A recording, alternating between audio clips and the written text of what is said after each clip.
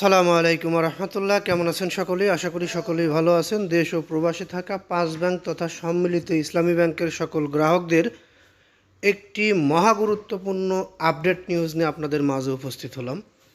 5 bank আমানত ফেরত নিয়ে সংসদে নানা প্রশ্ন, উত্তরে অর্থমন্ত্রী। বিষয়টি অতীব গুরুত্বপূর্ণ 5 ব্যাংকের গ্রাহকদের জন্য। হেয়ার কাট সহ বিভিন্ন বিষয়ে প্রশ্ন এবং উত্তর রয়েছে এই নিউজের মধ্যে। ধৈর্য সহকারে পুরো নিউজটি শুনলে আপনি বিস্তারিত বুঝতে পারবেন।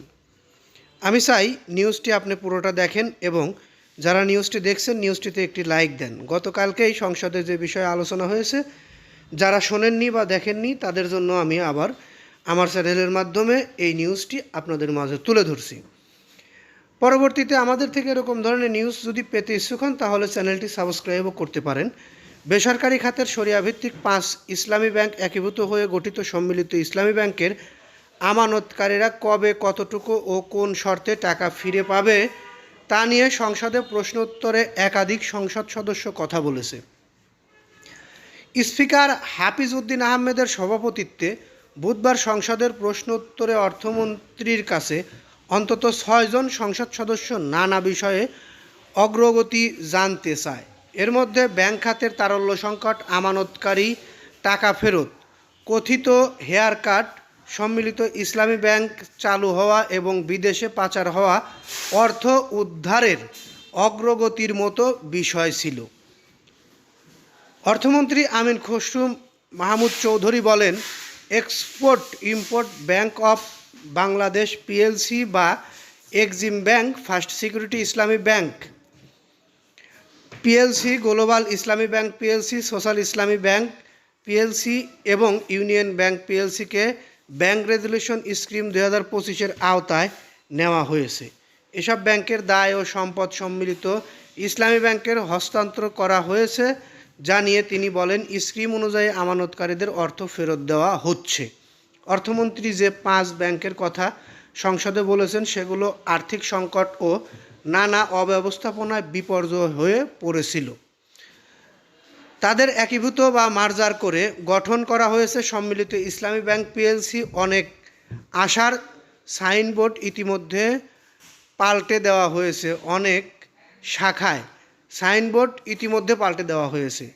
গেল 1 ডিসেম্বর ব্যাংকটিকে চূড়ান্ত লাইসেন্স দেওয়া হয়েছে বা লাইসেন্স দিয়েছে নিয়ন্ত্রণ সংস্থা বাংলাদেশ ব্যাংক। ব্যাংকের মোট 35,000 কোটি টাকা পরিশোধিত মূলধনের মধ্যে সরকার দেয় 20,000 কোটি টাকা। এ ব্যাংকের গ্রাহকরা চাহিদা মতো আমানত ফিরে পাচ্ছে না বলে অভিযোগ আছে। এ অভিযোগের কথা বুধবার সংসদে তোলেন গোপালগঞ্জ 1 আসনের বিএনপি থেকে নির্বাচিত সংসদ সদস্য। তিনি জানতে চান, অর্থ সংকটের কারণে যেসব ব্যাংক তারল্য সংকটে রয়েছে এবং গ্রাহকের আমানত ফেরত দিতে হিমশিম খাচ্ছে সেগুলোর সংকট নিরসনে বাংলাদেশ ব্যাংক কোনো পদক্ষেপ নেবে কি না।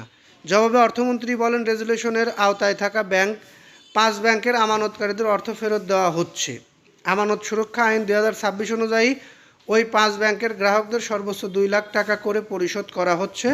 বর্তমানে আরও যেসব ব্যাংক তারল্য সংকটে রয়েছে সেগুলোর বিষয়ে বাংলাদেশ ব্যাংক বিভিন্ন বিভাগ কাজ করছে জানিয়ে তিনি বলেন, প্রয়োজন হলে ব্যাংক রেজুলেশন আইন 2026 অনুযায়ী ব্যবস্থা নেওয়া হবে। বিষয়টি কি বুঝলেন? আমি অনেক কিছুই বুঝেছি, কিন্তু সেগুলো এখানে বলতে চাচ্ছি না। শুধু একটি বিষয় বলতে চাচ্ছি, আমার 1 কোটি টাকা ব্যাংকে আছে, আমি পাচ্ছি 2 লক্ষ টাকা। এই জিনিসটা আমার ভালো লাগছে না। আমি চাই ব্যাংকের সকল সমস্যা সমাধান হয়ে যাক। যারা ধৈর্য সহকারে নিউজটি দেখলেন তাদেরকে আন্তরিক ধন্যবাদ জানাই। কোনো মতামত থাকলে অবশ্যই কমেন্ট বক্সে জানিয়ে যাবেন। ভালো লাগলে লাইক, কমেন্ট, শেয়ার করবেন। এই বলে এখান থেকে বিদায় নিই। আসসালামু আলাইকুম।